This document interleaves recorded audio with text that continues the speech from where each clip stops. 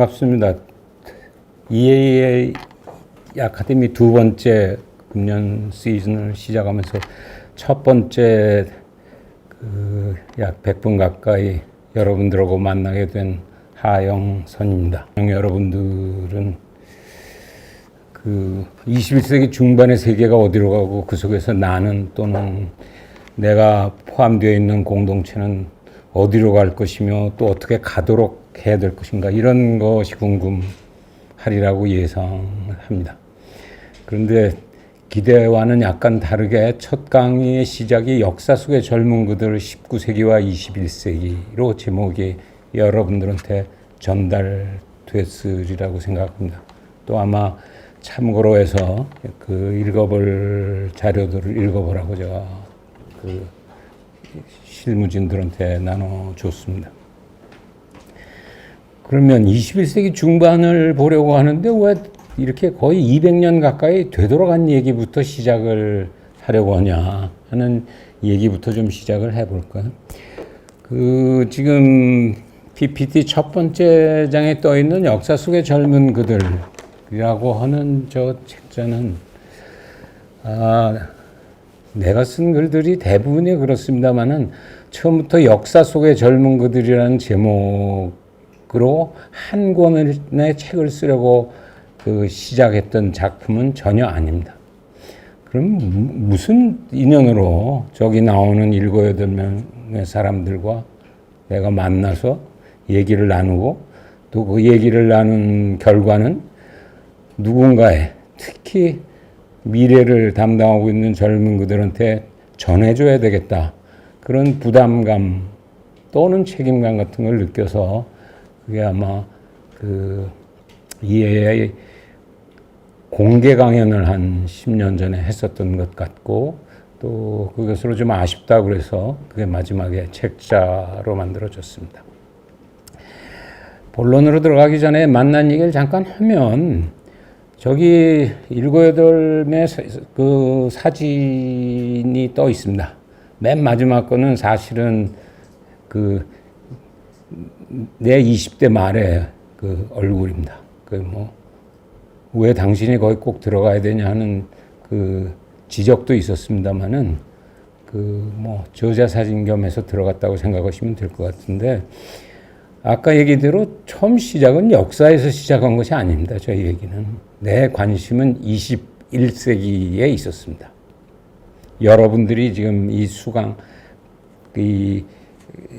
21세기 EAA 아카데미를 신청한 목적하고 거의 같은 목적이었다고 할 수 있습니다.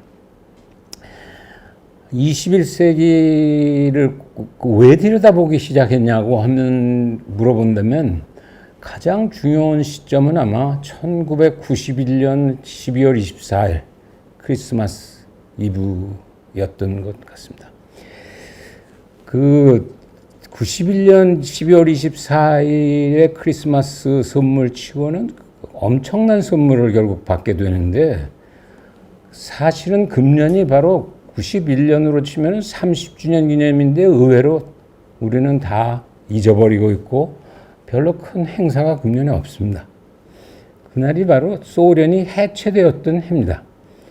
89년에 베를린 장벽이 무너지고 결국 91년 12월 24일에 소련이 해체되어지고 여러 개의 러시아를 비롯하는 여러 개의 나라로 흩어지는, 긍정적인 의미에서는 냉전 질서의 종식이라고 하는 엄청난 현대사의 선물이라고 할 수 있습니다. 그런데 내 개인적으로는 동시에 선물이자 굉장히 힘든 감당하기 어려운 선물이었습니다. 그 이유는 한 50년 가까이 오늘날 현재까지 국제정치 학이라는 것을 공부를 해왔는데, 그 중에 가장 잘못 읽은 것이 뭐냐라고 하면 아마 냉전의 종식을 제대로 읽어내지 못했다 하는 것입니다. 물론 그 책임은 냉전의 종식을 미리 예상했던 국제정치학자나 현대사학자들은 전 세계에 거의 부재합니다. 따라서 뭐 그런 의미에서는 공동 책임이라고 할 수 있습니다만은 개인적으로는 그걸 겪고 내가 결심했던 것은 기왕 국제 정치를 학을 공부를 하면 내가 다가오는 미래의 세계 정치나 국제 정치를 상상하고 분석해내고 그거에 따라서 내가 어떻게 할 것인가 또는 내가 소속되어 있는 정치단체는 어디로 가야 될 것이냐를 적어도 읽어낼 안목을 좀 키우는 공부를 해야 되지 않는가 그런 생각을 뼈저리게 했습니다. 그래서 더 이상 이제 소위 말하는 미네르바의 올빼미가 역사의 현장을 뒤늦게 저녁 때 나르는 것 대신에 역사의 여명 아침 해가 뜨기 전에 세계 질서를 비록 참새가 되더라도 조그마한 짹짹 우는 목소리라도 내고 싶다라고 해서 공부의 대전환을 겪게 됐습니다. 그 결과로서 도달했던 공부의 핵심은 대부분의 국제정치학자들이 또 한 번 냉전이 끝났으니까 이제 탈냉전 공부를 시작하자 이렇게 됐습니다. 내가 도달한 결론은 그런 것이 아니고 탈냉전보다는 더 큰 변화가 우리한테 다가오고 있는 것이다 라는 생각을 했죠. 그게 아마 오늘 강의의 후반부 2부에 해당하는 내용이 되겠습니다. 소위 말하는 탈냉전 질서가 아니라 복합 질서라고 하는 새로운 질서가 우리한테 다가온다. 그것은 단순한 국제 질서의 변화가 아니라 문명사의 새로운 변화, 격변이라고 하는 각도에서 공부를 전혀 새롭게 하겠다 하는 결심이었죠. 근데 커다란 문제가 발생했습니다. 그렇게 공부를 시작하려니까 아무도 그 말에 대해서 크게 동의하는 사람들이 없었습니다. 따라서 그것이 지금부터 약 30년 전이었으면 한 세대가 지나갔는데 대단히 소수의 공부 모임의 사람들 이외에는 그것에 대한 별로 커다란 관심들을 표명하지 않았습니다. 그 결과로서 내가 왔던 중요한 변화의 하나는 그 당시에 미래 세계 질서를 새로운 시각에서 공부하는 한 가지 노력과 동시에 과사정이나 이런 것을 통해서 한국 외교사를 되돌아보는 그 공부를 동시에 과거와 미래를 동시에 공부할 기회가 있었습니다. 우선 19세기로 되돌아가서 그 당시에 그 세계 질서의 변화, 그 속에서 우리는 어디로 가야 할 것인가 이런 것을 고민하는 그 당시의 젊은 이들과 만나는 과정에서 이런 깨달음 같은 것이 왔습니다. 사실은 내가 1991년의 변화를 엄청난 변화가 현대 문명사적인 변화가 온다고 생각했는데 나보다 한 150년 전에 19세기 중반의 젊은 세대들이 만났던 변화는 그것보다 훨씬 더 큰 변화였다. 왜 그러냐면 전통적인 천하질서 속에 우리가 적어도 그것이 2,000년 또는 2,000~3,000년 가까운 세월을 살아왔던 것에 반해서 그것과는 굉장히 다른 서양이 새롭게 엮어내기 시작했던 지난 400~500년 동안에 엮어내기 시작했던 새로운 근대 국제 질서라고 하는 새로운 충격을 받았던 시기입니다. 그것은 완전히 새로운 시기였기 때문에 그 속에서 내가 절실하게 왔던 그럼 그 당시에 저 사람들은 어떻게 했을까? 지금 내가 변화가 왔다고 얘기해도 아무도 경청하지 않는데 그 당시는 더 큰 변화가 왔다고 고함을 치는데 아무도 경청하지 않는 속에 그 사람들은 한평생을 어떻게 살아갔으며 또 우리 역사는 어떻게 됐나 그런 관심이 내 미래사에 대한 관심과 동시에 따라오게 됐습니다. 따라서 오늘 21세기 얘기를 19세기부터 얘기하기 시작하는 것도 그런 이유에서부터 출발한다고 할 수 있습니다. 우선 그 당시의 변화라는 것이 지금과 비교해서 얼마나 다른가에 대한 아주 간단한 샘플로 19세기 국제질서 형세도라고 제가 거기다가 여러분들도 아마 PPT를 너무나 가졌을 거로 생각하는데 저거 뭐 대강 그린 19세기 중반만 해도 저 통계가 잘 처리가 안 돼서 어렵습니다만은 보면 금방 알 수 있는 세 가지의 변화를 볼 수 있을 겁니다. 첫 번째 중국. 중국은 보시다시피 18세기 소위 청조의 강이 온건 근륜의 약 150년은 중국의 최대 극성기입니다. 저기서 보다시피 중국은 세계 GDP의 약 30% 정도를 중국이 차지하고 있습니다. 그러나 그것이 19세기 초중반으로 들어서면 10% 아래로 떨어집니다. 격변하는 변화를 겪게 됩니다. 그것이 첫 번째 변화고 두 번째는 그렇게 급격하게 떨어지는 변화를 치고 들어온 것은 저기서는 웨스턴 유럽으로 묶어놓은 서유럽이 급격한 상승 무드를 타게 됩니다. 산업혁명부터 시작해서 19세기 초까지. 세 번째 변화로 주목해야 될 것은 미국이 19세기 초 되면은 GDP 상으로는 유럽과 미국이 거의 대등원 지점 쪽으로 가게 되고 그 이후로는 유럽이 서서히 떨어지고 미국이 주도하는 모습을 보게 됩니다. 이거는 뭐 그 경제 지표만 그래서 그런 거 아니냐 해서 최근에 나온 저기 나와 있는 것대로 8개의 복합 지표를 사용해도 대강 비슷한 모양을 우리가 보게 됩니다. 중국의 18세기 극성에서부터 그 격변의 그 20세기, 19세기 후반과 20세기 초, 또 유럽의 득세와 상대적인 쇠퇴, 다시 미국의 그 부상과 남북전쟁 이후의 부상과 그 이후에 1945년부터 최대 강국에서부터 다시 21세기 저 테이블로 보면은 10% 이하로 떨어졌던 중국이 다시 곡선을 올라와서 두 곡선이 지금 2000년대를 넘어서 만나고 있는 모습을 보게 됩니다. 근데 이 얘기는 뭐 그렇게 새롭지 않을 수도 있고 오히려 그 다음 얘기가 중요합니다. 내가 바라다 보는 역사는 하나는 바깥의 구조적인 변화지만은 내가 유독 특히 관심이 있는 것은 그것을 바라다 보는 한 개인의 내면의 세계에 어떤 변화가 오는가. 특히 그 시대를 새로 담당하게 되는 젊은 세대들이 어떤 느낌으로 변화하는 세월을 바라다 보는 것입니다. 19세기 중후반을 보면은 대단히 흥미로운 작은 그 공부 모임을 우리가 만나게 됩니다. 그게 소위 박규수의 사랑방이라고 하는 오늘날로 지금은 흔적이 없습니다만은 여러분들이 아마 안국동 지하철에서 내려서 건너가지고 제동골목을 올라가다 보면 헌법재판소가 있습니다.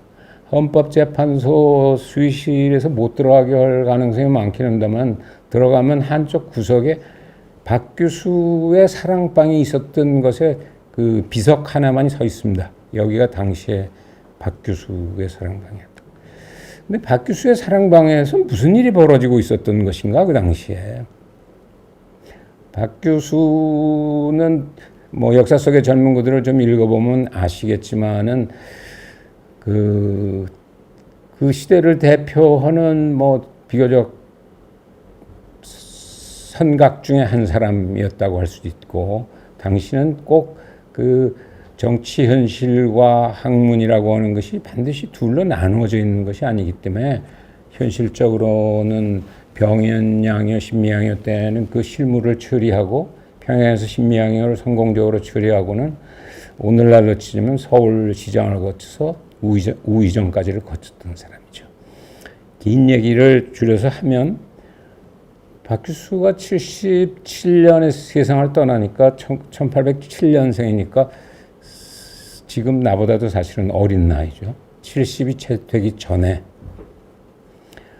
거의 세상을 다 지내고 나서 박규수가 깊이 깨달았던 것은 당대 사람들의 느끼는 답답함, 한계성 이런 것이었겠죠.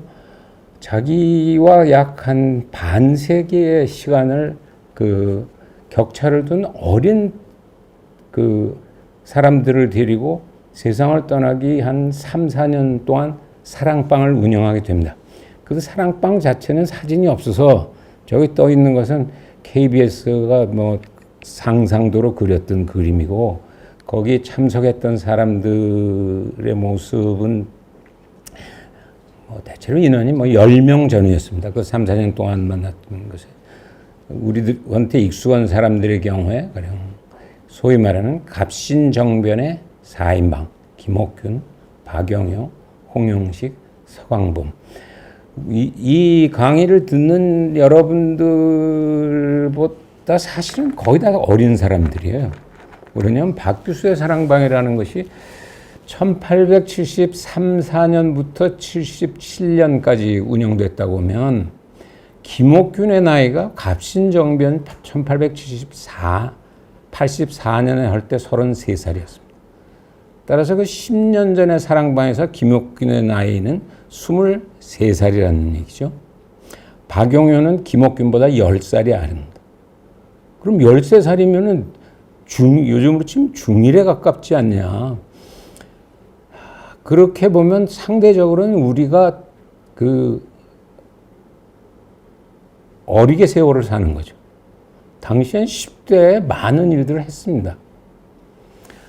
홍영식의 나이도 그 조금 뒤에 나오는 유길준과 비슷한 연배니까 유길준이 김옥균보다 5살 아래니까 그 한 17, 8? 이 나이에 사랑방.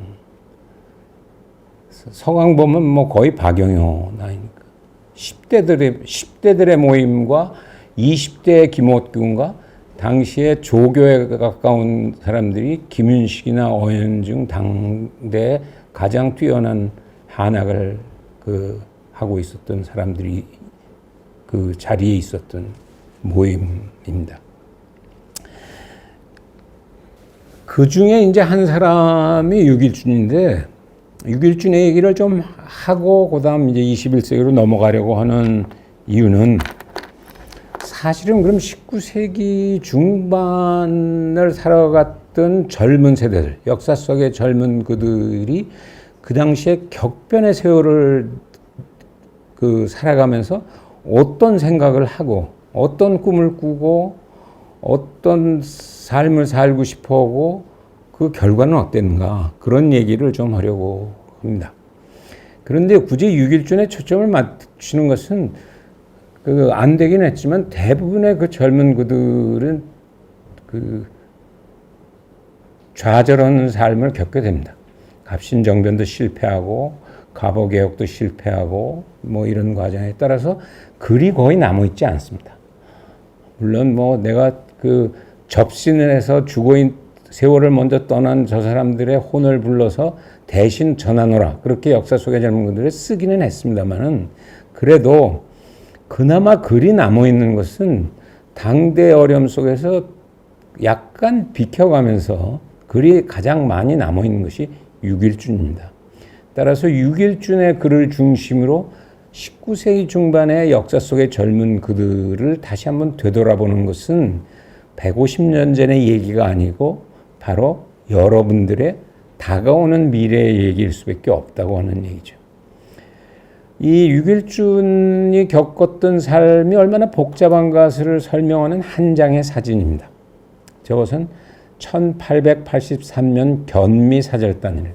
요즘으로 하자면 서양적인 형식의 수교가 이루어지면은 양쪽에 공관이 설치되는 것이 그 당시에 기본적인 절차인데, 서양의 근대국제 질서에 서양은 공사관이 1882년에 들어오는데 우리는 청나라가 그것을 원하지도 않았고 또 우리도 조심스러워해가지고 공사관 설치가 안 됩니다. 워싱턴 DC에. 파견하는 것에 대해서 조심스러워. 따라서 그 편법의 하나로 일단 이미 미국은 여기 와서 공관이 설치되어졌기 때문에 미국에 파견된 사절단이라는 뜻입니다. 근데 왜 이 사진이 중요하냐면 저기 11명의 그 19세기 중반의 젊은이들이 있습니다. 그 공식 사절단의 대표는 맨 가운데에 있는 민영익입니다.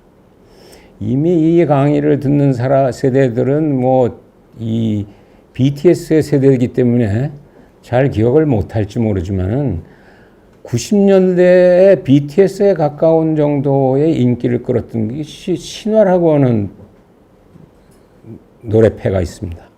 신화의 메인 보컬에 에릭이라고 하는 친구가 있는데 뭐 지금은 다 결혼도 하고 나이도 먹었지만은 내가 한국의 교사를 90년대에 가르칠 때 학생들이 열광했던 것은 민영익의 얼굴이 에릭과 똑같이 생겼다는 거예요.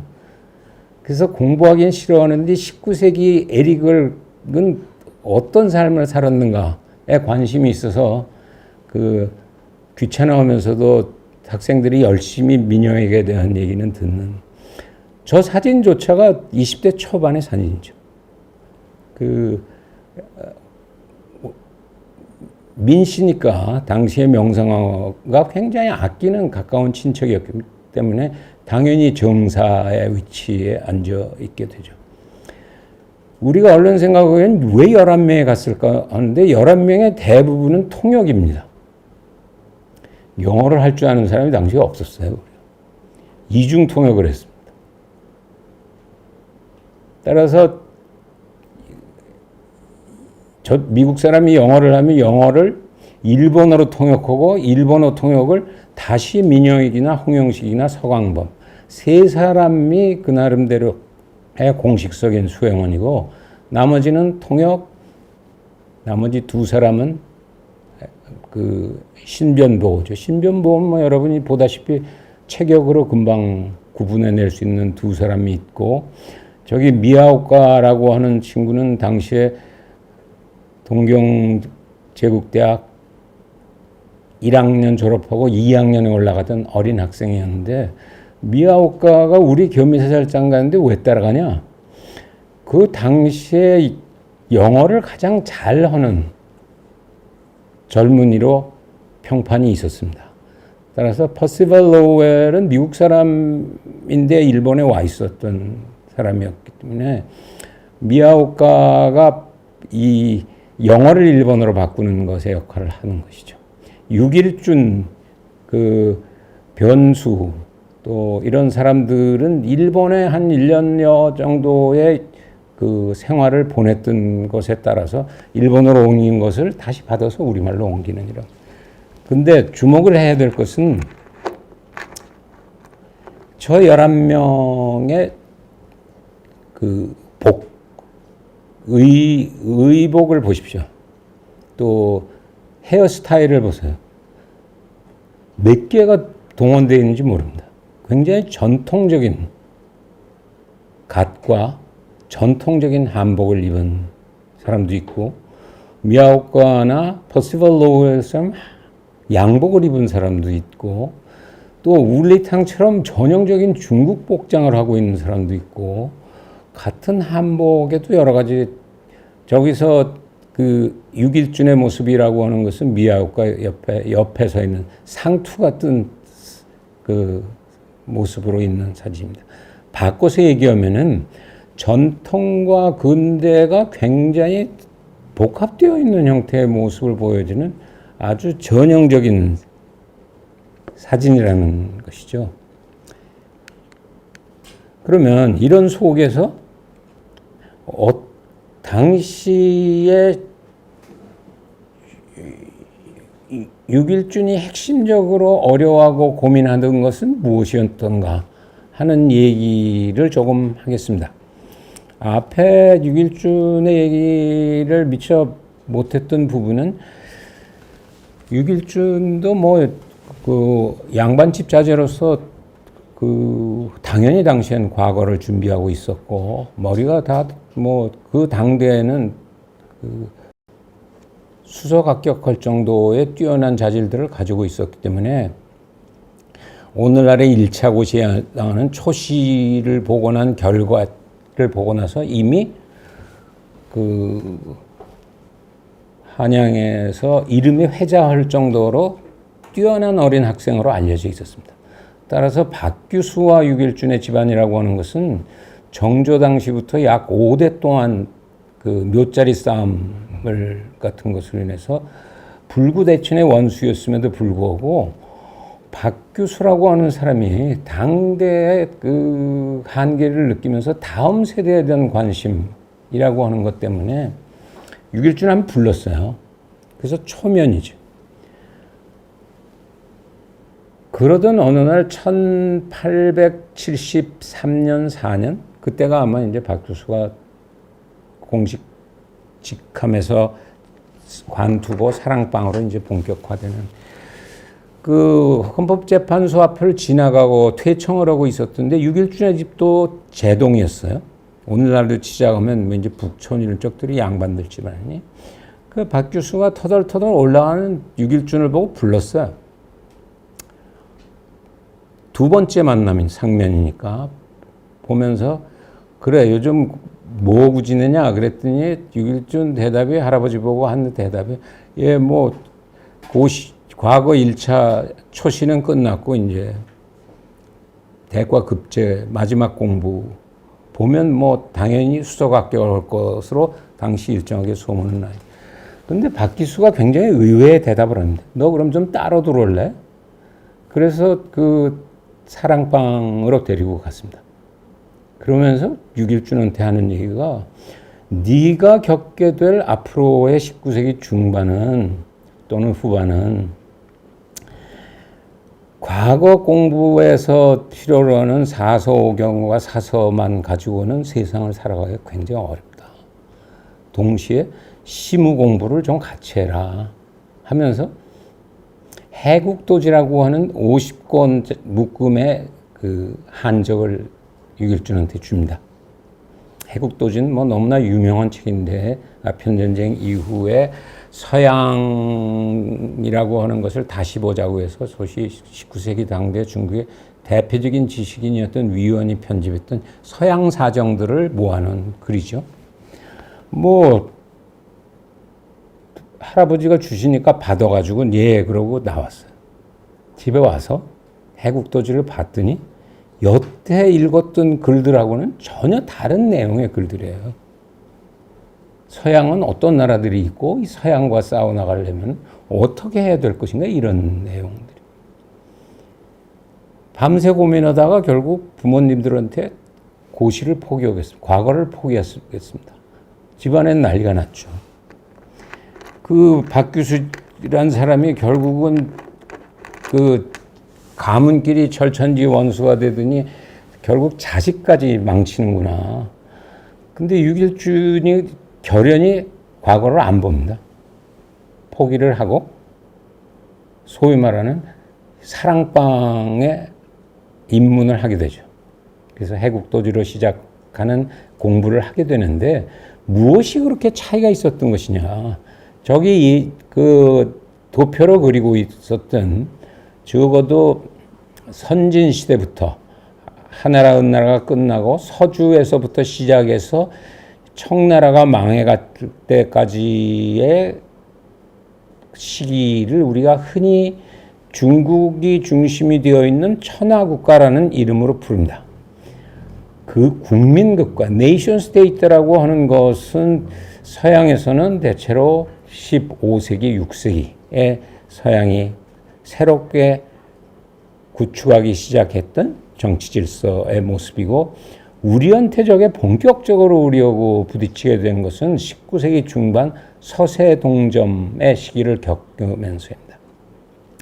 그 밑에 복합국가, 요즘으로 보면 뭐 복합국가 또는 그물망국가 그렇게 내가 부르고 있는 것은 후반에 얘기하게 될 여러분들이 겪게 되는 또 하나의 그 새로운 변화의 모습이라고 할 수 있습니다. 뭐가 그렇게 차가 있던 것이냐, 얼마나 차가 있는 것이냐 하는 것을 아주 쉽게 요약하면 하나는 주인공의 모습에서, 두 번째는 무대의 모습에서, 세 번째로는 연기의 모습으로 셋으로 나눠서 만약 얘기를 해본다고 하면 첫 번째 그 주인공의 모습을 우리가 생각하면 천하국가의 그 질서의 핵심은 역시 천하가 하나라고 하는 단원적인 모습이라고 하는 것이죠. 중국이 그 중심에 서 있고 주변에 여러 가지 주변에 그 다양한 관계를 유지하는 주변 국가군들이 자리 잡고 있는 것이 그 모습이라고 하면, 반대로 근대 국가라고 하는 모습은 그렇게 하나의 제국으로 통일되어 있는 것이 아니라 네이션 스테이트라고 하는 몇 개의 핵심되는 유럽의 영국이라든지 불란서라든지 뒤늦게 그 참여하게 되는 독일이나 이태리 이런 국가군들에 의해서 이루어져 있는 액터가 소위 다국 질서가 이루어지는 것이 핵심적인 모습입니다. 복합국가의 그 네트워크 스테이트라고 하는 것은 우리가 지금 그 지난 한 세기 반 정도 살아온 근대 국가 모습에 비해서는 훨씬 촘촘한 관계가 국가에서 바깥으로도 그렇고 국가 내부에 있어서도 촘촘하게 쪄지는 형태로 바뀐다고 하는 것이죠. 무대의 면에서도 우리는 상상할 수 없습니다만은 19세기 중반까지는 국제 질서 또는 천하 질서의 무대의 핵심은 예에 있습니다. 예라고 하는 말은 그 예의가 없는 놈, 우리가 이러면 무슨 뜻인지 몰라도 대강 여러분들도 느낌을 가지겠습니다만은 저 글자는 원래 그 한자의 예자라고 하는 것은 제사상의 모습을 형상화하고 있는 모습입니다. 제사상이라고 하는 것은 돌아간 선조들을 모시는 상이기 때문에 가장 그 좋은 모습으로 공경하는 모습으로 자기가 가장 바람직한 생각과 행동과 처신을 해야 되는 것이 곧 예다. 바르게 생각하고 행동하는 모습을 예라고 할 수 있는, 그것이 꼭 국제정치에서 핵심이 될 수 있다고 하는 것은 근대 국제정치에 익숙한 사람들한테는 상당히 의외적인 모습이죠. 그러나 우리말에 심지어 박규수도 우리 경우에는 역시 동방예의주국이라고 하는 것을 대단히 존중해야 된다고 하는 말을 19세기 중반까지는 늘 제일 먼저 부르짖었죠. 그런데 서양의 근대 국가가 보여주는 모습은 반드시 그렇지가 않고 핵심적인 무대는 하나는 부국이고 하나는 강병입니다. 어쩌면 강병 부국인지 모르죠. 여러분들이 북한 글들을 조금 보면 알지만은 북한 표현에 강성대국이라고 하는 표현이 있습니다. 북한 학자들하고 제가 만날 때마다 그런 얘기를 했습니다. 그거 촌스럽게 그거 좀 바꿔라. 강성대국이라는 거 하는 것은 고종조 때 만든 19세기의 세계 질서의 문명의 표준의 용어인데 지금 200년을 내다보는 우리가 세계를 선도해 나가려고 하려면 선진국이 되려면 그렇게 200년 전 모델을 가지고 어떻게 설명을 하겠냐. 그럼 대단히 난처해 하는 모습을 우리가 보게 됩니다만은 그 당시에는 우리한테는 굉장히 충격이었어요. 부국 강병. 개인적으로도 마찬가지죠. 돈 잘 벌고 이러는 것들이 오늘날에서는 연봉이 모든 것의 성공과 실패의 잣대가 됩니다만은 당시로는 반드시 그렇지 않죠. 당연히 사농, 공상에서 보다시피 장사? 그건 공보다도 아래로 장사꾼들을. 근데 완전히 가치는 역전되어진 모습이죠. 그 결과는 어떻게 된 것이냐면 결국 양쪽의 문명 표준이 부딪혀가지고 일정한 기간 동안 졌다는 거죠.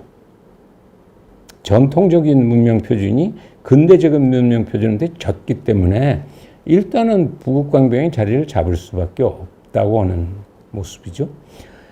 21세기가 왜 그렇게 충격적인 변화가 왔다고 내가 자꾸 그러냐고 하면 부국강병만 목표로 해서 정신없이 뛰면 어떻게 되는 것이냐.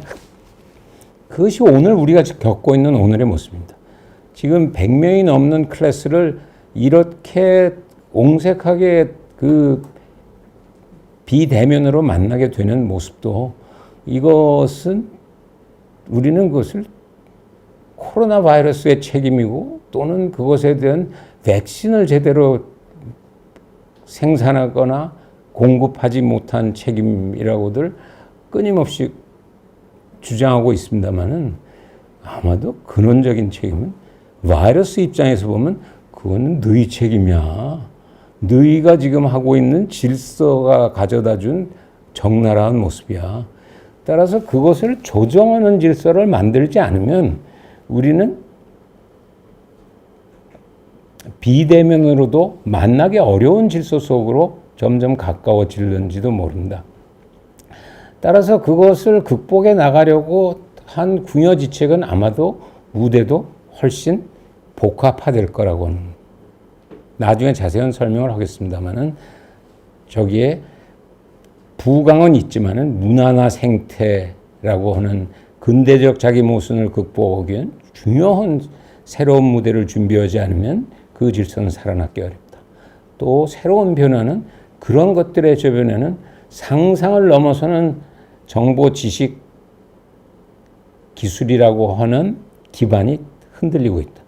이것들을 함께 아우를 수 있는 공치할 수 있는 동시에 다스릴 수 있는 단위체가 결국 21세기의 주인공이 될 수밖에 없고 그런 생각과 행동을 할 수 있는 젊은 세대가 있는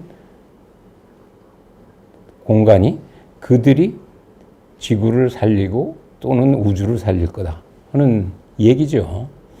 연기의 모습도 마찬가지라는 얘기입니다. 그런 주인공이 저런 무대에서 보여주는 연기의 모습도 아까 그대로 이해에 맞추니까 4대 자석어라. 큰 것에 대해서는 우리는 지금 그것을 대단히 모멸적으로 받아들여드립니다만 뭐 적절하게 그 대우해 줄 것은 대우해 준다. 사한다. 저 자자는 자애로울 자자입니다. 그리고 작은 것에 대해서는 또는 품어내는 것이 큰 쪽이 소에 대해서 가지는 모습입니다. 그것이 당시의 이해라고 생각했죠. 그 제도적인 모습이 당시에 책봉, 조공 같은 모습이었습니다. 연기의 근대 국가는 그런데 저렇게 4대 자서가 아니고 자강균세라고 하는 모습. 부국강병으로 우선은 네가 네 힘을 키워야 돼.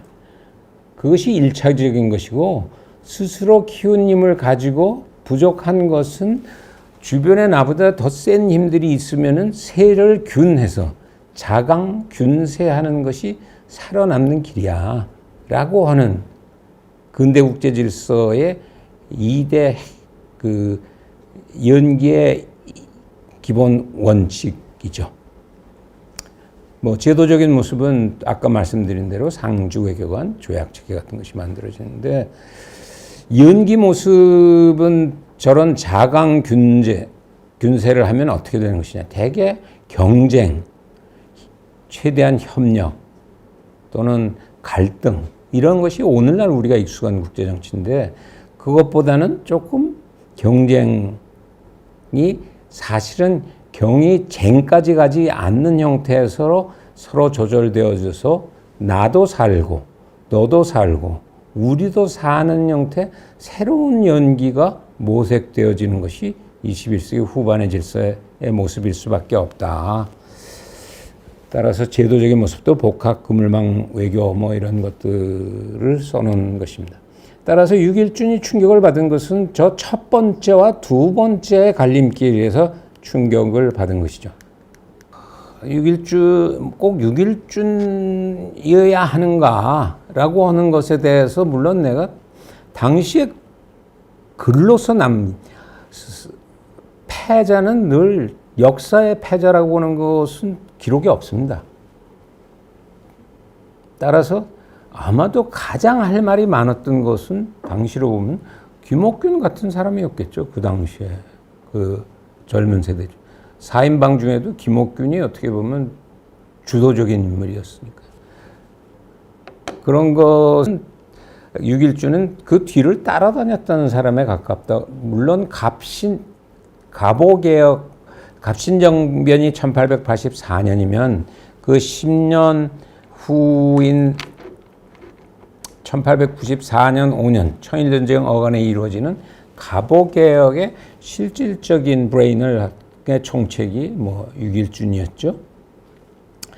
아페견 첫 번째 문명표준에서 두 번째 문명표준으로 넘어가는 속에서 6.1주는 고민하게 됩니다.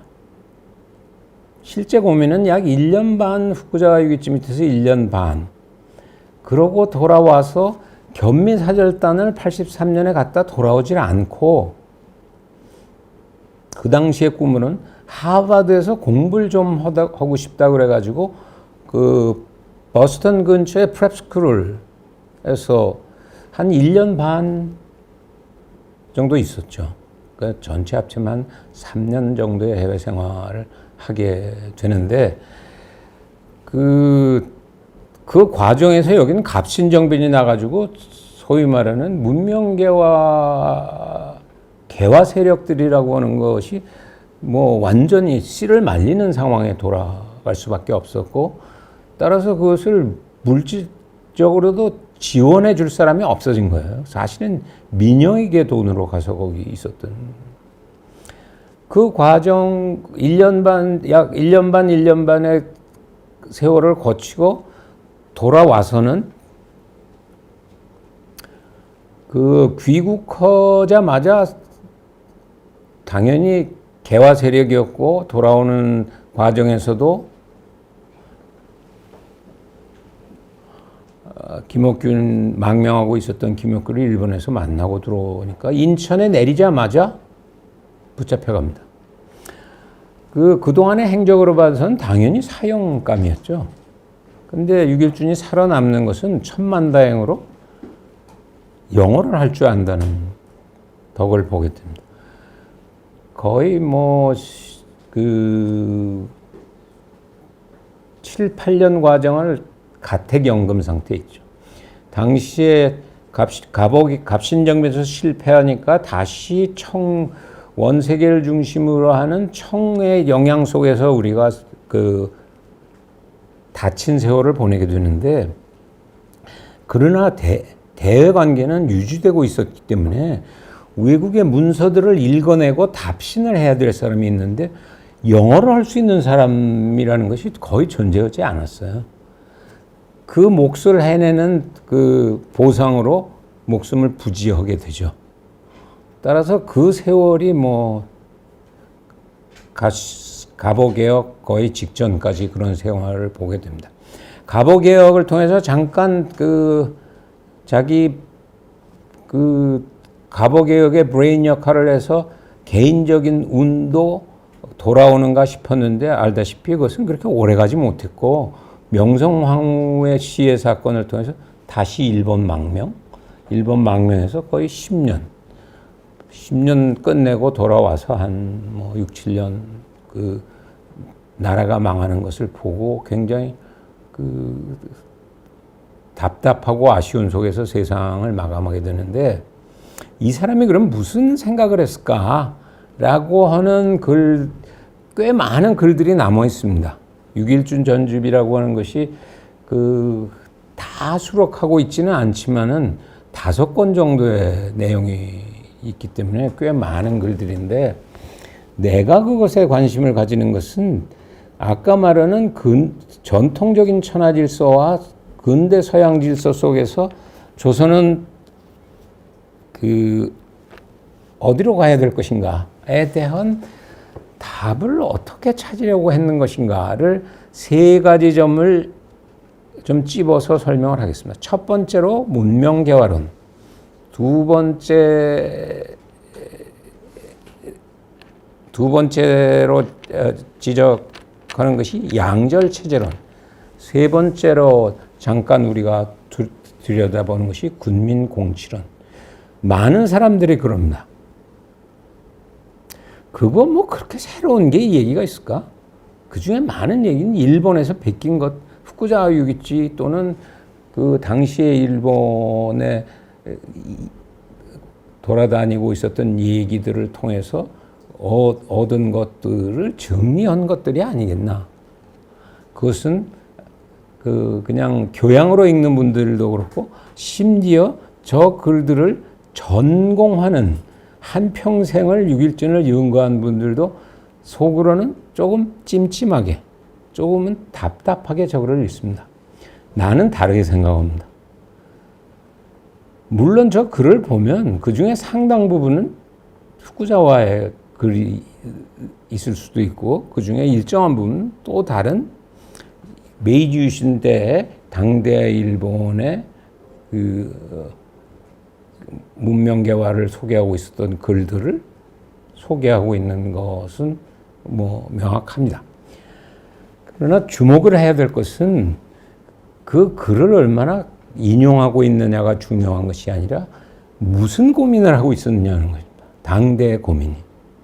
후쿠자와 유기치가 하고 있었던 일본의 고민과 당시에 6.1준이 하고 있었던 조선의 고민과 또 당대 중국에서의 가령 이 양계초나 강유희 같은 사람들이 하고 있었던 고민 또는 그 고민을 극복해버리는 꿈, 그것은 같은 것인가? 나는 아마 그런 경기는 없지만 꿈의 모습에서 고민의 심도로 치면은 넘버원은 6.1준을 줘야 될 거예요.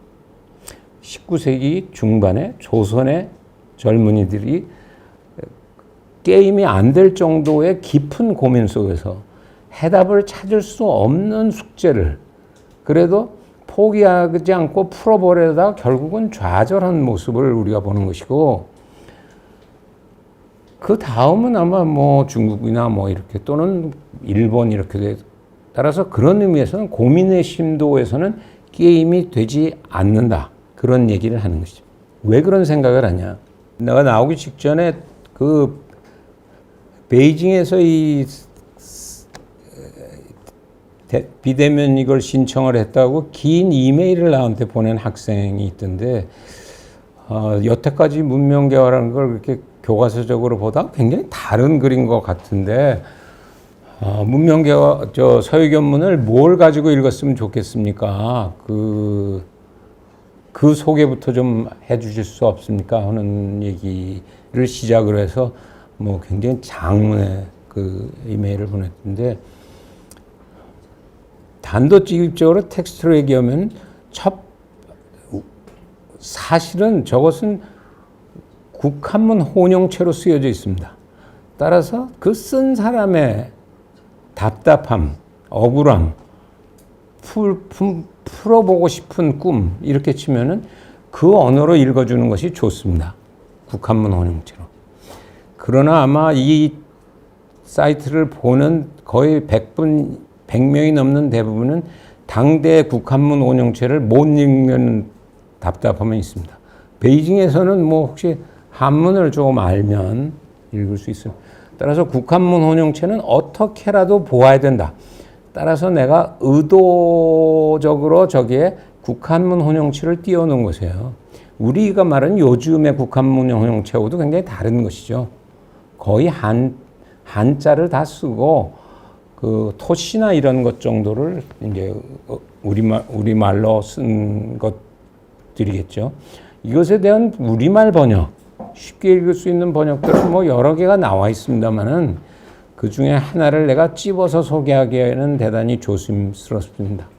뭐 예를 들어서 정치학자로는 뭐 서울대학에 있는 장일성 교수가 다시 번역을 한 서유견문도 있고 좀 아쉬운 것은 그 뒤에 사실은 14편 이후 것들은 반드시 소개하기에는 한계가 있다고 해서 20편인데 14편까지 번역을 하고 있는 것들이 있고 또 어제 오늘 나온 것에는 젊은 사람들이 어린 사람들도 읽을 수 있는 쉽게 읽을 수 있는 서유견문을 고대 명예교수인 뭐 이한섭 선생이 다시 번역한 것도 있고 또 뭐 한학에 비교적 더 익숙한 허진경 씨가 번역, 허경진 연대세 그런 번역들이 있습니다만은 그것은 각자 좀 찾아보시고 반드시 내가 읽으라고 얘기하는 것은 문명계와 서유견문의 14편 후반부입니다. 처음에 서유견문을 읽고 내가 아까 그 육일준의 고민, 육일준의 꿈 이런 것을 보고 상당한 충격을 받았던 것은 저기 나오고 있는 개화의 죄인, 개화의 원수, 개화의 병신이라고 하는 표현입니다. 저것은 후쿠자유기치에 있는 내용이 아닙니다. 특히 처음에 내가 굉장히 충격을 받았던 것은 개화의 병신에 관한 어떤 사람을 개화의 병신이라고 그러냐. 서양의 못된 것만 배워가지고 흉내내는 뭐 구체적으로 예도 들고 있습니다. 뭐 권련을 물고 뭐 그 흉내내는 겉멋들어서 그 옷 입고 서양 의자에 앉아서 쓸데없는 소리하는 개화의 병신. 개화의 그러면 그것이 첫 번째 놀람이라고 한다면 그 개화의 죄인은 누구냐? 자기같이 전통적인 것만으로는 안 된다고 얘기하는 서양의 새로운 표준을 얘기하는 사람이 전통에 대한 그 존중함, 존경스러움 이런 것이 없는 자들은 개화의 죄인이다. 따라서 이것은 전통과 근대의 그 복합이라고 하는 것에 대한 굉장한 절실함이 있었죠. 동시에 그러면 전통적인 것을만을 우리가 모색하고 근대적인 변화라고 하는 것을 쉽게 생각하는 것은 그것은 개화의 원수다. 따라서 저 개화의 그 세 가지 얘기는 오늘날도 대단히 여전히 굉장히 중요한 부분입니다. 특히 유일준이 강조하고 있는 것이 전통과 근대를 동시에 우리가 어떻게 그 엮어낼 수 있는 것인가 하는 숙제는 이 강의를 끝내는 마지막에 그 BTS 얘기를 하면서 내가 끝을 내겠습니다만은 여전히 풀어야 될 숙제다. 150년 지났어도. 따라서 흔히 얘기하는 문명개화론이라고 하는 것은 과는 조금 다른 입장에 단지 내가 조심하는 것은 정치학자의 번역으로는 뭐 장인성 교수의 번역인데 장인성 교수도 비슷한 입장이긴 합니다만은 요즘 해석의 우려를 생각해서 전통적인 그 보수론자로서의 육일준 이렇게 부르고 있습니다만 조금 조심스러움이 있습니다. 왜 그러냐면 그렇게 부르면 근대 없는 전통을 추구하는 개화의 원수라고 지적하고 있는 부분을 만나기 때문에 사실은 나는 그 육일준을 무덤에서 다시 불러내면 그것은 복합론자로 불러야 된다. 보수와 진보를 넘어선 제3의 양절체제론이라고 하는 것은 무엇인가? 그것이 육일준의 꿈이었다고 한다면 새로운 첫 번째로 그 꿈을 실현하기 위해서 당시의 국제 역량을 어떻게 묶어야 되냐, 엮어야 되느냐 하는 것에 대한 자기 나름의 고민을 표출하고 있는 양절체제론의 절은 나눈다고 하는 얘기입니다. 이것도 한 140년 전 얘기입니다만은 오늘날도 그 국제정치나 이런 것에 관심 있는 사람들이 틀어보면 매일 똑같은 노래를 합니다. 전문가나 언론이나 정부나 미국도 중요하고 중국도 중요하니까 어떻게 해야 될지 모른다. 그런데 사실 그런 얘기는 이미 육일준이 1870년대 말에 가택연금 속에 2년 동안에 썼던 서유견문에서 그것을 양절체제론이라고 부르고 있습니다. 서양의 근대라고 하는 힘을 우리가 활용하지 않을 수 없대요.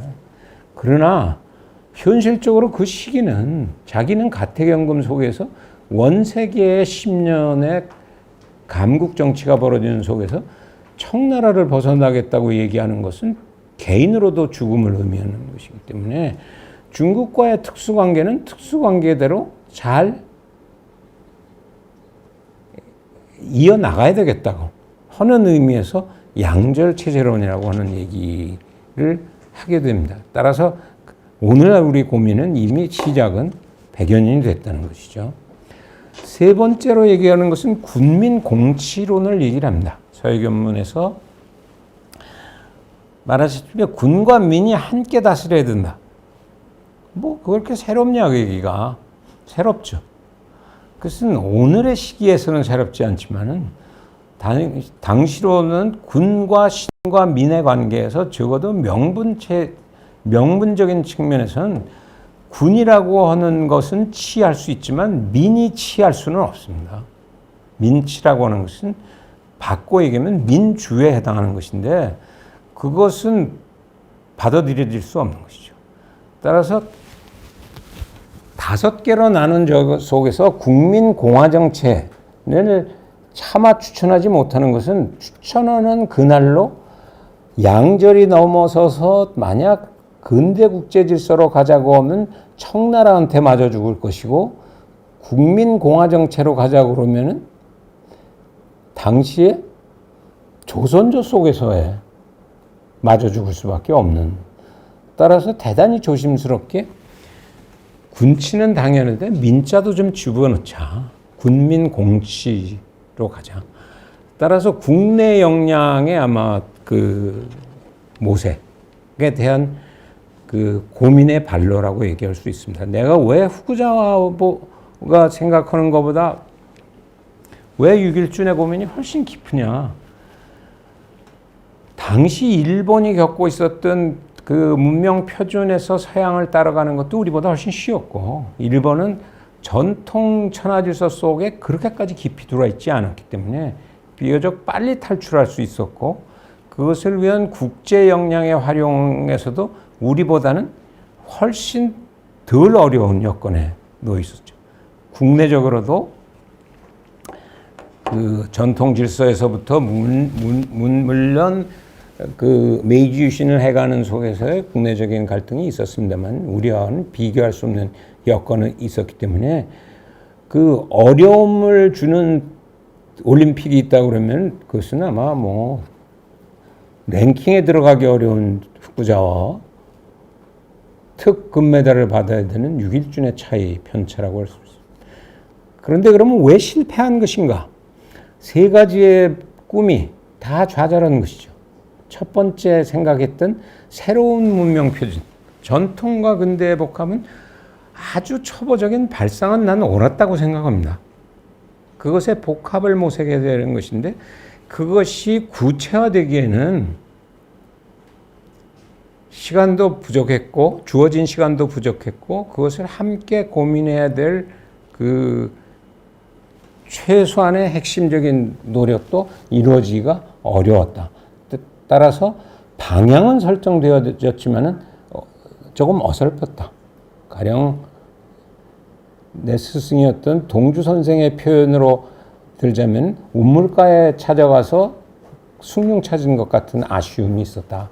뭐 이런 얘기를 할 수 있죠.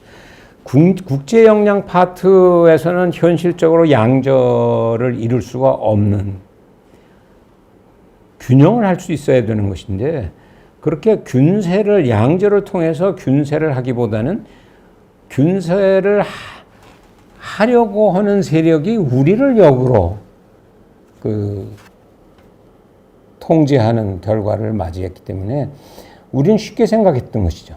양절이나 또는 균세를 쉽게 생각했어요.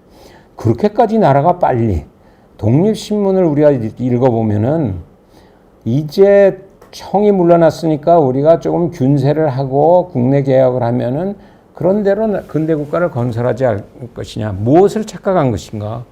10년을 버티지 못했어요. 균세를 세력 균형을 유지하지 못했어요. 일본의 힘 속으로 우리가 들어가요. 국내 세력이 그 당시에 4분 오열되어 있던 것을 하나로 응집해내는 그 정치력이 존재하지 않았다. 그러니까 우리가 흔히 말하는 이런 문명 개화적인 요소와 또는 전통적인 질서를 이어져 나오는 위정척사적인 모습이나 또는 민중적인 기반을 둔 그런 변혁 같은 것을 모색하는 국내적인 힘의 역량이 다 뿔뿔이 흩어져서 만약 그것이 하나의 구심적으로 뭉쳐질 수 있었다고 한다면 역사는 아마 다르게 흘러갔겠죠. 생각보다 좀 길어졌습니다만은 이 얘기를 기반으로 21세기로 넘어오기 시작을 하겠습니다.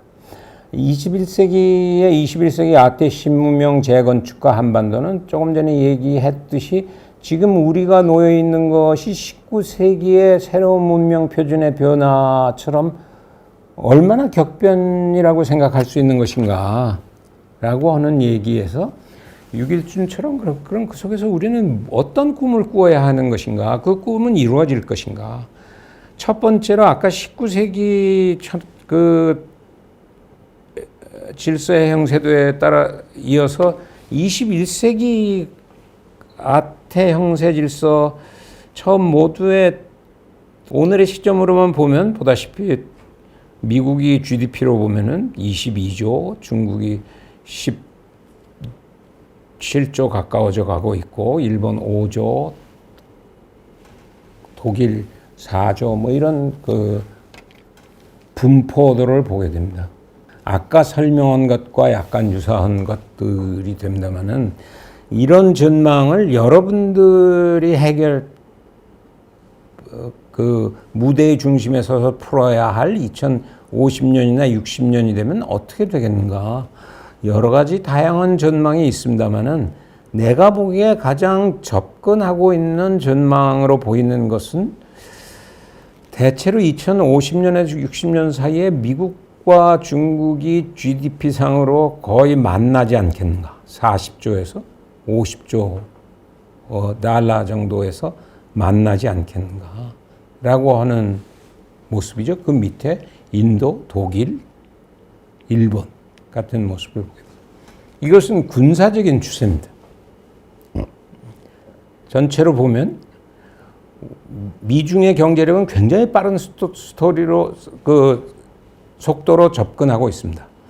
적어도 중국은 지난번 양회를 통해서 발표한 내년도부터 시작하는 경제오개년 계획과 함께 발표한 2035 프로젝트를 보면 2030년대에는 명확히 GDP상으로는 크로스오버한다. 근데 군사력도 그렇게 될 것인가 라고 하는 것에 대해서는 반드시 동의하기 어렵습니다. 이들은 지금 7대 2쯤 되는데 군사력이 대체로 미국과 중국의 군사력이 서로 균형에 가까운, 미국이 여전히 우세지만 균형에 가까운 정도로 되는 것은 아마도 2050년대 정도를 우리가 상정해야 되지 않을까 그런 생각을 합니다. 내가 굳이 이런 것을 보여주면서 그다음 얘기를 하려고 하는 것은 오늘날 우린 지금 뭐 대선 과정도 있어가지고 여야의 대통령 경쟁자들이 나와서 얘기를 하고 또는 그 캠프를 이루고 있는 것에 국내의 전문가라고 하는 사람들이 많이 흩어져서 고민을 하고 있습니다만은 그 누구도 내가 보기에 2050년의 세계에 대한 GDP의 분포 현황이나 군사비의 분포 현황이나 지식 질서나 생태 문화 질서의 전개를 어떻게 상정하고 나라를 함께 끌고 가려고 하느냐고 물어보면은 아마 아무도 대답할 사람이 없는.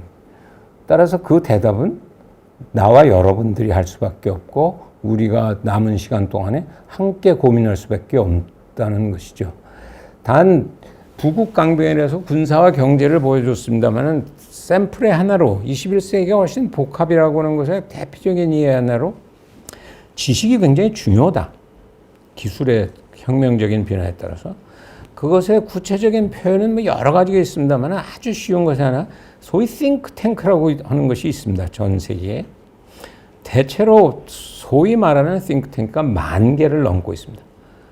미국 유니버시티 펜실바니아에서 매년 통계를 내는 것에 10,000개 통계를 내는데 그 중에 톱 20를 뽑아보면 그 중에 반 이상이 여전히 미국입니다.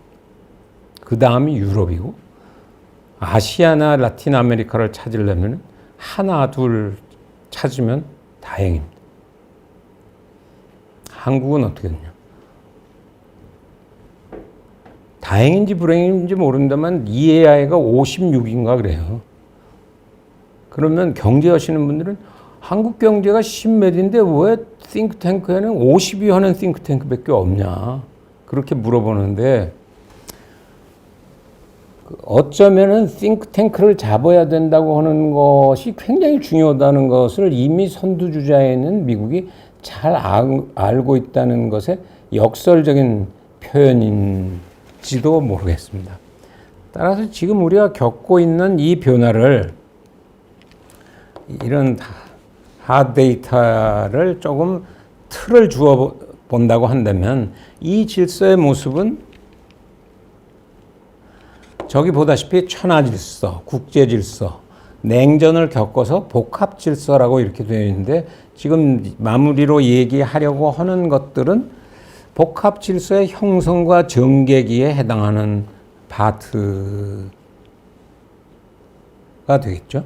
따라서 얘기는 근대와 아까 설명을 좀 시작할 때 했습니다만은 전통과 근대가 유길준적인 고민이었다고 하면은 나와 여러분의 고민은 근대와 복합으로 넘어가는 이 과도기를 어떻게 우리가 성공적으로 그 파고를 타고 넘을 뿐만 아니라 경우에 따라서는 우리가 선도할 수 있는 것인가 라고 하는 것들을 고민해 보겠다는 얘기죠. 저 테이블은 뭐냐고 하면은 그 Long Cycles of Global Power라고 하는 것은 19세기 후반에 겪었던 모습과 우리가 지금 겪고 있는 모습이 얼마나 같고 얼마나 다르냐 하는 것들을 보여주겠다는 것이죠. 소위 미중의 그 중국이 비교적 빠른 속도로 추적해 들어오는 그 속에서의 아태질서라고 하는 것이 어떤 모습으로 지금 짜여져 가고 있는 것인가. 이것에 대한 이해가 우선은 아마 21세기 우리가 얘기를 하는 데 있어서 굉장히 중요하다. 저 엉뚱한 그림은 우리가 지금 아까 유길준적인 고민의 수준을 못 벗어나고 있다고 내가 그런 말을 했어요. 19세기 중반에 양절 얘기하던 것에서 더 나아간 것이 별로 없다. 오늘날의 전문가나 또는 그 정치 담당 세력이나 그 이유는 지금 현재 미중이 겪고 있는 것은 조금 전에 그려놓은 19세기 중후반의 사이클의 모습하고 조금 다른 것은 대체로 새로운 세계 질서의 주도 세력이 등장하면 그동안의 역사적인 선례로 보면 100년 정도 자기가 질서를 운영해 나가는데 처음 질서를 페이즈 1에서 짜나가면 그것에 따라서 그 질서를 어느 정도 운영하는데 상대적으로 일정한 시기가 한 50년쯤 지나면 두 세대쯤 지나면 점차 그것에 대한 불만 세력들이 등장한다. 그 질서라고 하는 것이 반드시 공평하게 그 혜택을 나누는 것이냐. 오늘날 중국이 전형적으로 미국한테 그러죠.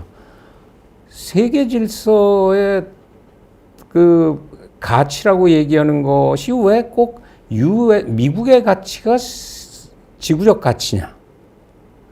또 세계적인 제도적인 장치들이 반드시 공평하게 그 이익을 나누어지는 것인가. 실제 가지고 있는 것은.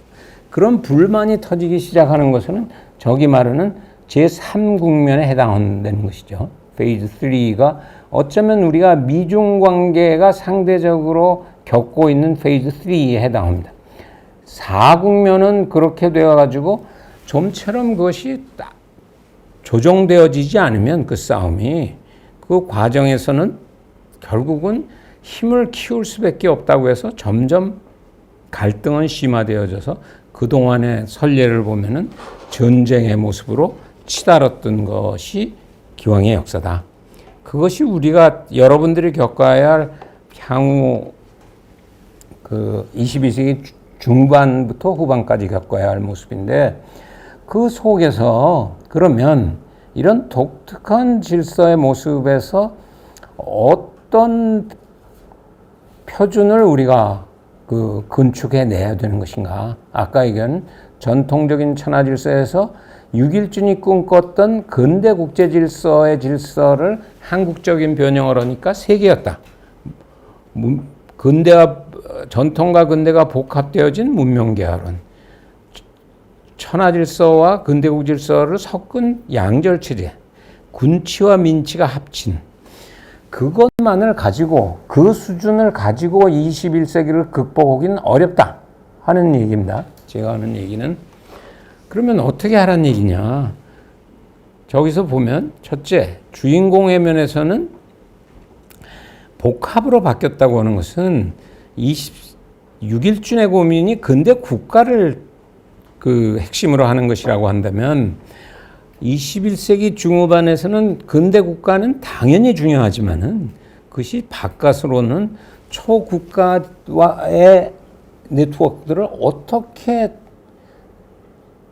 촘촘하게 엮어나가냐 하는 것의 문제가 하나, 또 하나는 하위 국가적인 차원에서의 비정부 조직, 심지어는 개인과의 네트워킹을 보다 촘촘하게 해낼 수 있는 새로운 주인공의 모습을 어떻게 만들어내냐 하는 것이 첫 번째 숙제라는 것이죠. 두 번째 무대는 안보 번영, 부국 강병으로 19세기는 그 표준이 이루어졌는데 21세기에는 그것만으로 안 된다. 그것을 우리가 뭐 뼈저리게 느끼는 모습은 아까도 얘기했듯이 기후변화나 코로나 바이러스 같은 것은 전형적인 생태 균형적인 생각을 안 하고 부국만을, 일국 중심의 부국만을 극대화하면서 나타나는 아마 그 결과의 모습일 수 있겠죠. 문화라고 하는 것은 그렇게 짜여져 있는 질서 속에서 각 개별 주인공들의 아이덴티티, 정체성이 얼마나 보장되어지는 것인가. 아마 대표적인 것은 테러 집단 같은 것들이 겪는 문제도 그런 것과 연관되어진 것들이겠죠. 그것이 중앙무대에 말하는 소위 4개의 중앙무대의 1, 2에 해당하는 부분들이 되겠습니다. 중앙무대 1이 19세기적인 6일준적인 고민이었다 그러면 여러분들은 이미 중앙무대 1, 2를 함께 어우러져서 그 틀을 짤 수밖에 없다고 하는.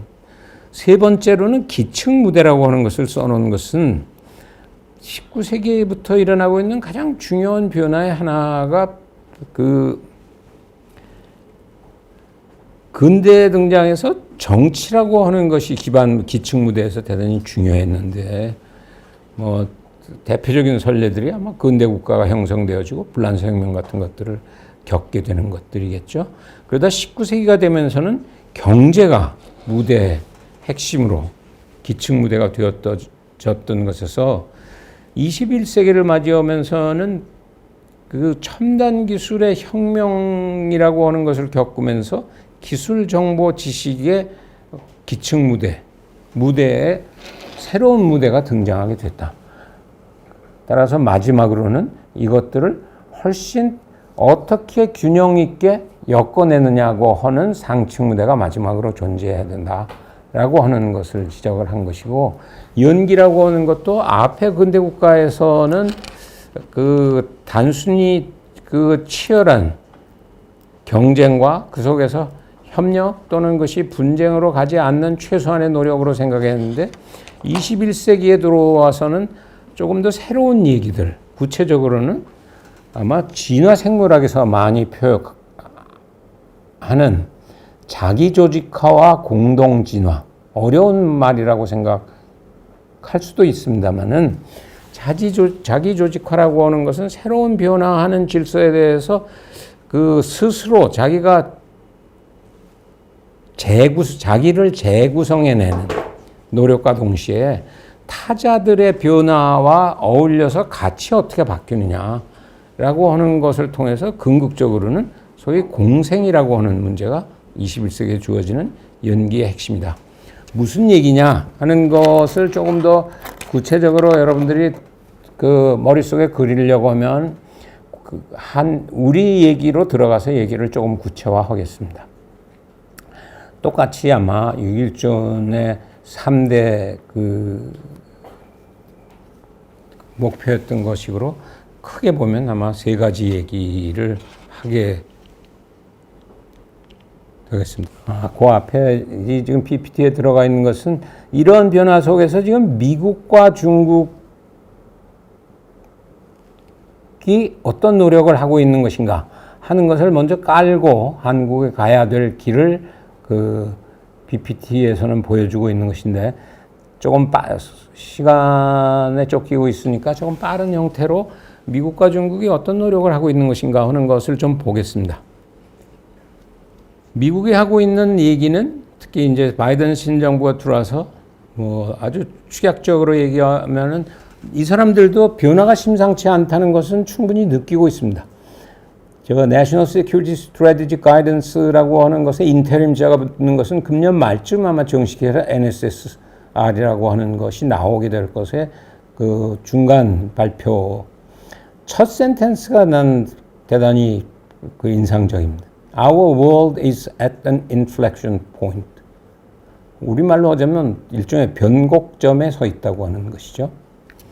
변곡점에 서 있는 것에 핵심적으로 강조하는 것은 역시 하나는 그 뭐 어쩔 수 없이 미국이 핵심적으로 중요한데 트럼프의 그 교훈을 반면 교사 삼아서는 미국 혼자서는 갈 수 없다. 따라서 이것은 같이 간다라고 하는 것이 그 인플렉션 포인트에서 첫 번째로 미국이 특히 강조하고 있는 첫 번째 부분입니다. 두 번째로 강조하고 있는 부분은 무대가 상당히 다양성을 가지게 되는데 그 중에서도 디모크라시라고 하는 것. 어쩌면 뭐 우리가 나눈 아까 그림에서는 이 가치, 규범, 따라서 컬처에 해당하는 부분의 상대적인 중요성이라고 하는 것을 대단히 강조하는 형태로 보여주고 있습니다. 재미있는 것은 3월 초에 National Security Commission은 AI에 관한 NSC가 냈던 파이널 리포트가 거의 뭐 700~800페이지에 그 걸친 대대적인 보고서를 냈습니다.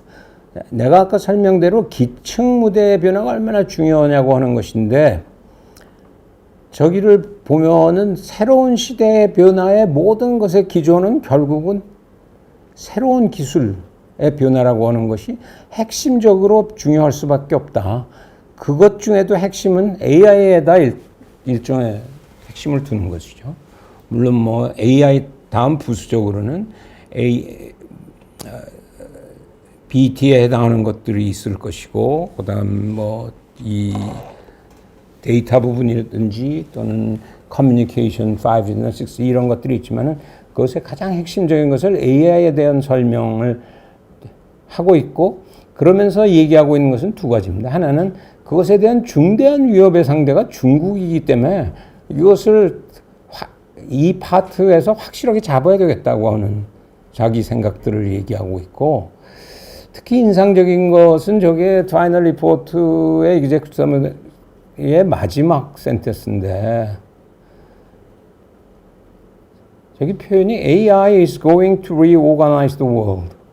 아까 우리가 한 얘기, 우리도 다 준비하고, 근데 내 생각에 우리가 정말 그 21세기 새로운 질서의 기층 무대의 절세성이라고 하는 것을 정치인, 학자 또는 다음 세대를 맡아야 할 사람들이 뼈에 새기고 있는 것인가? 후쿠자와보다 유일준이 더 괴로워했던 그것을 잘 모르겠다. 마지막 센텐스도 의미심장한 것 같이 나는 읽었습니다. America must lead the charge. 차지라고 하는 얘기는 돌격 앞으로를 리드하겠다는 얘기거든요. 자기네들이. 근데 내 생각에 AI의 차지는 우리가 리드해야 될 것 같거든요. 미국이 리드할 것이 아니라. 우리가 앞서가는 건 그 중에 한 작은 반도체 대국 같은 것으로 이제 눈에 띄는 부분이 있긴 합니다.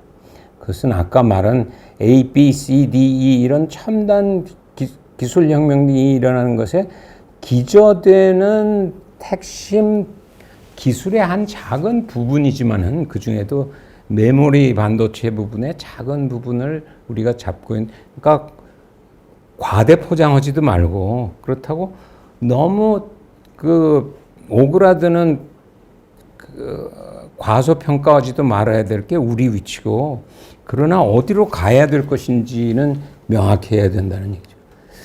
중국이 가고 싶어 하는 것은 알다시피 2020 금년 굉장히 중요했고 양해 지나가는 중간임금다리를 2035에서부터 2049까지 중국이 가고 싶어 하는 소위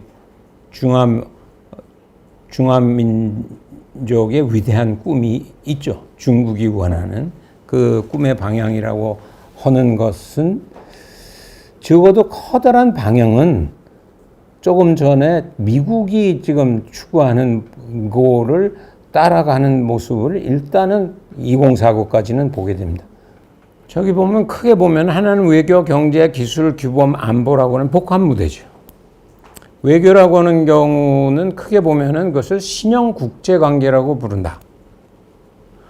미국적인 표현에서는 그것을 소위 뭐 앨리슨 같은 사람들이 튜키디데스 트랩에 빠지지 않는 형태로 미중이 싸우지 않으면서도 어떻게 미국의 주도하는 세계 질서를 끌고 갈 것이냐 하는 고민을 한다 그러면, 중국은 신형 국제관계라고 하는 것에 신형 대국관계와 신형 주변관계라고 하는 것인 건데, 신형 대국관계의 가장 대표적인 것은 미국하고의 관계죠.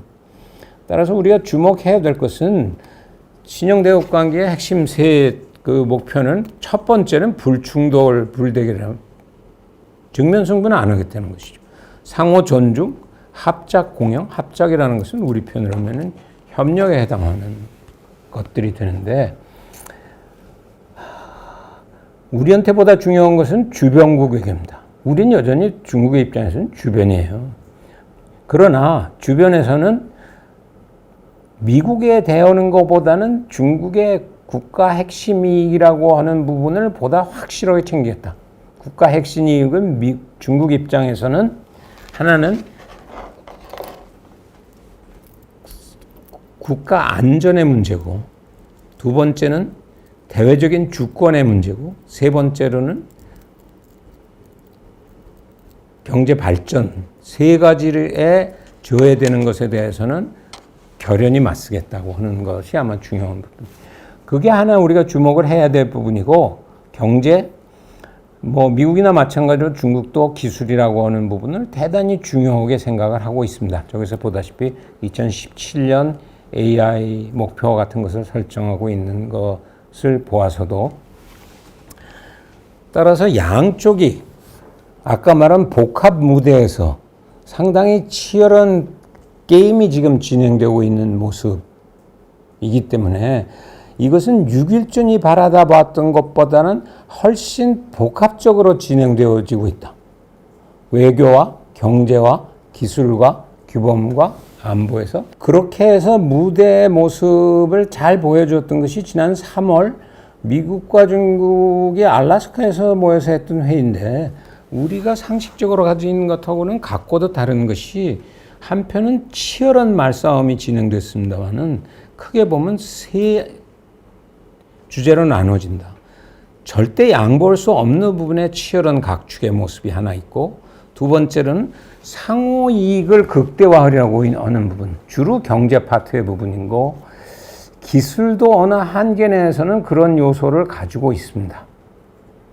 마지막으로 세 번째 부분은 코로나 바이러스 부분이라든지 이런 건강 뭐 이런 문제 또는 생태 이런 문제에서는 어쩔 수 없이 협력을 할 수밖에 없다고는 세계에 아마 커다란 그 영역이 나눠져 있다. 따라서 내가 21세기의 미중 관계를 19세기의 양절의 소박한 시각으로만 다루면 안 된다 하는 얘기의 의미를 조금씩 알게 될 겁니다. 저의 그 동아시아 연구원에서 지난 3, 4년 동안에 했던 작업의 결과인데, 앞으로 뭐 남은 강연들을 들으면서 여러 번 저것을 맞이하게 될 텐데, 저는 앞으로의 30년 여러분들이 겪게 될 모습이 대체적으로 저는 복합 무대에서 그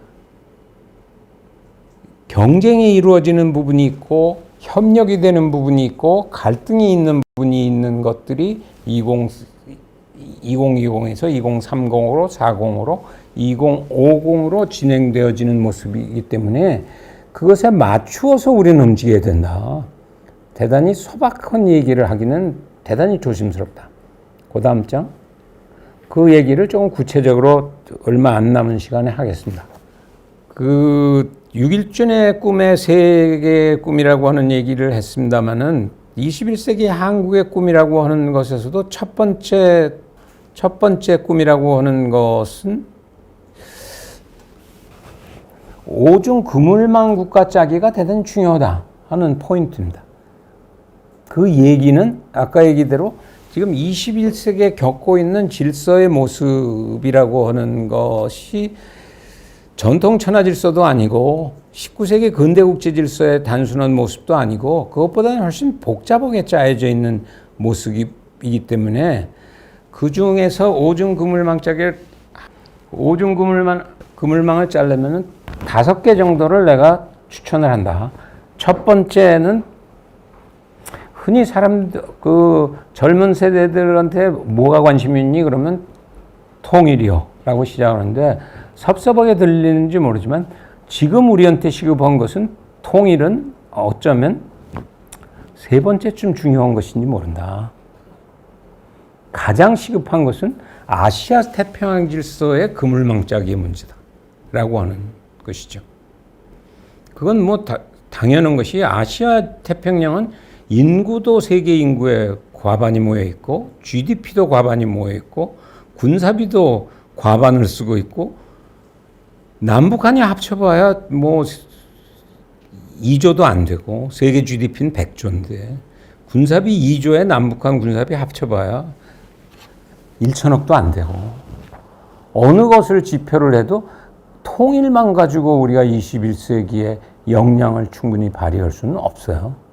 따라서 그것은 근대적인 숙제여서 거쳐야 되는 조건이기는 하지만은 발등에 불이 떨어진 것은 아시아 태평양의 복합 역량을 우리가 최대한 어떻게 활용할 것인가. 어느 부분에서는 싸우고 있고 어느 부분에서는 협력되어지고 있고 어느 부분에서는 갈등되어져 있는 속에서 아마 우리가 짤 수 있는 것의 숙제는 2가지 염두에 둬야 될 것이 있다. 하나는 아까 보여줬던 그림에서 생각하는 것만큼 미국이 빨리 쇠퇴하지 않는다. 2번째는 그러나 상대적인 쇠퇴를 하고 있는 건 사실이에요. 2번째로 중국이 생각하는 것만큼 빠르게 부상하고 있는 것은 아니다. 눈에 띄게 성장하고 있는 것은 확실하지만 그러면 그 속에서 역량 극대화를 하려면 어떻게 하는 것인가. 우선 한미일 그물망이라고 하는 것은 확고하게 심화시켜 나가는 것은 더 이상 폐기 처분할 공간이 아니다라고 하는 것이죠. 그러나 동시에 한중 그물망을 어떻게 네트워크를 연결시키느냐 하는 것이 숙제. 그리고 남는 그 다음에 인도 태평양에 아마 그 그물망이 우리한테 문제가 되겠죠. 2번째 숙제는 지구 파트의 문제입니다. 과반은 아시아 태평양으로 지만은 지구라고 하는 것은 여전히 나머지 반이 또 있습니다. 단기간적으로는 가령 트럼프나 영국의 브렉시트를 보고 더 이상 세계화의 시대는 지났다고 생각, 또는 이렇게 코로나를 겪으면서 우리는 점점 세계화는 멀어지지 않나. 그렇게 생각하면은 오산입니다. 그런 반세계가 아닌 재세계화의 개별 액타들이 소중하게 작동하면서도 전체가 공생하는 형태의 재해석의 물결은 다가올 수밖에 없고 그 모습을 고민해야 될 때는 미중보다는 한반도에 있는지 모른다는 얘기죠. 세 번째 숙제는 한반도입니다. 통일은 뒤늦은 숙제입니다만은 시간이 없어서 길게 하지는 않겠습니다만 두 가지만 지적을 하겠습니다. 비핵화라고 하는 것을 품기 위해서 여러 가지의 노력들을 그것에 대해서 강하게도 대처해보고 부드럽게도 대처해보고 어느 것도 성공하지 못했다.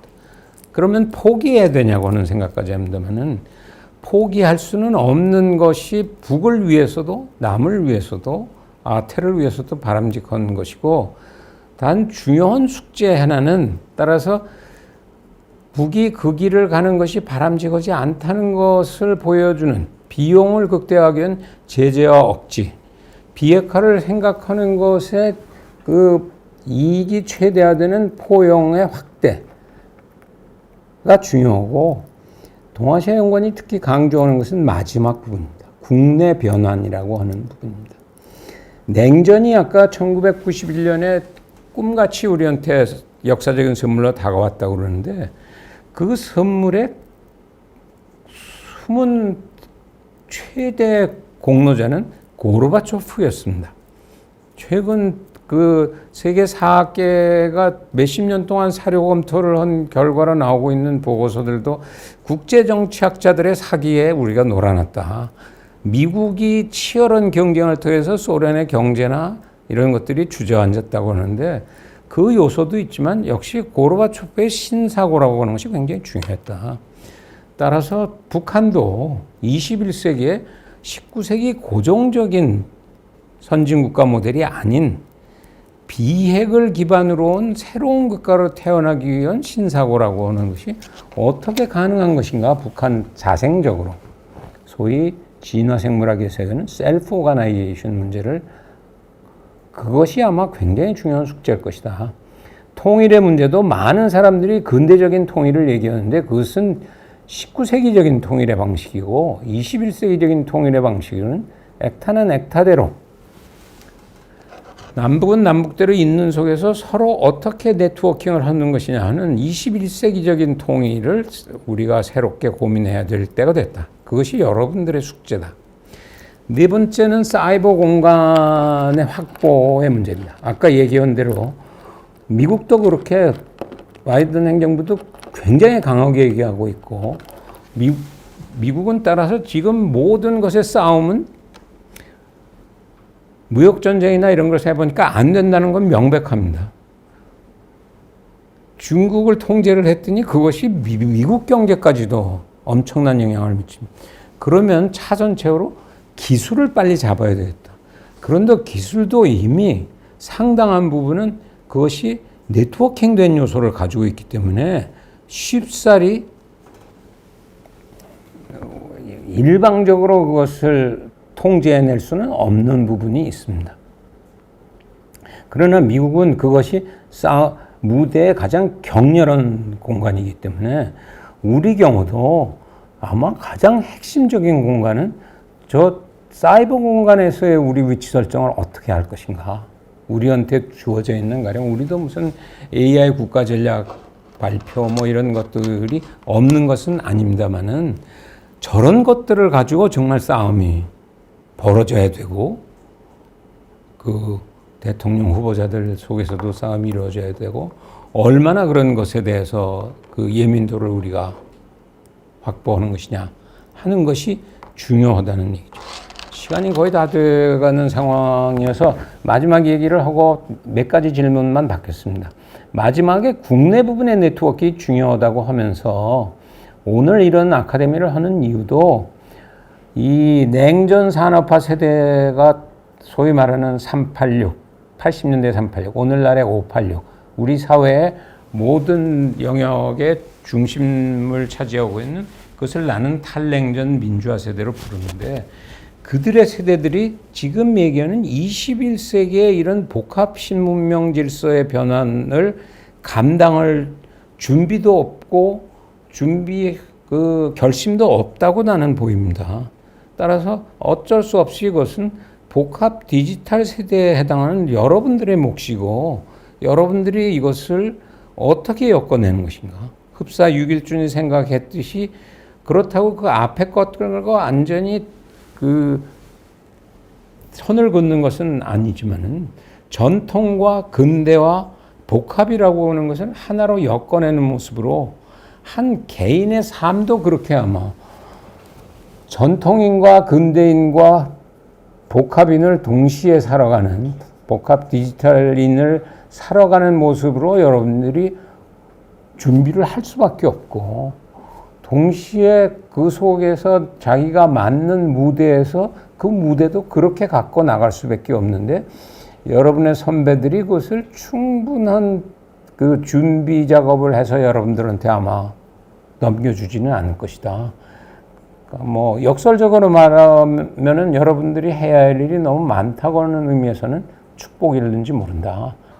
제한된 시간에 듣느라고 또 시간까지 초과해서 들어와서 보느라고 고맙게 생각합니다. 이 정도로 끝내죠. 감사합니다.